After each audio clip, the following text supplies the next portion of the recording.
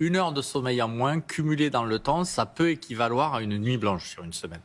Donc les gens n'en ont pas conscience, mais si vous passez le cap fatidique des 7 heures, si par exemple vous dormez 6 heures, vous allez cumuler une dette très importante. Donc l'idée de s'évaluer, c'est par exemple, on a des messages très simples, 7 x 7, 49, 7 heures de sommeil, 7 nuits par semaine, avec un horaire assez régulier, et vous êtes bon.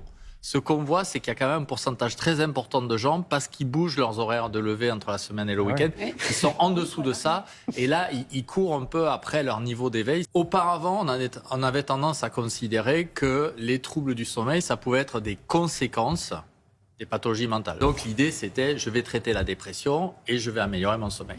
C'est une étude qui a montré qu'il y avait 60% de gens qui avaient des plaintes de sommeil, 18% qui avaient des plaintes de dépression et 28% d'anxiété. Ça veut dire que le primum movens, le moteur initial, c'est le sommeil. Si vous réajustez, si vous réalignez vos horaires de lever, vous antidéprimez les gens. Ça veut dire que le sommeil, ça devient un médicament. C'est donc l'idée des campagnes de prévention pour apprendre aux gens l'hygiène de sommeil, au même titre que la lutte contre la sédentarité, ça peut être des outils thérapeutiques. Si vous aviez un conseil à donner pour mieux dormir, professeur? Se lever tous les jours à la même heure. Régularité. Une marge de 1 heure entre la semaine et le week-end.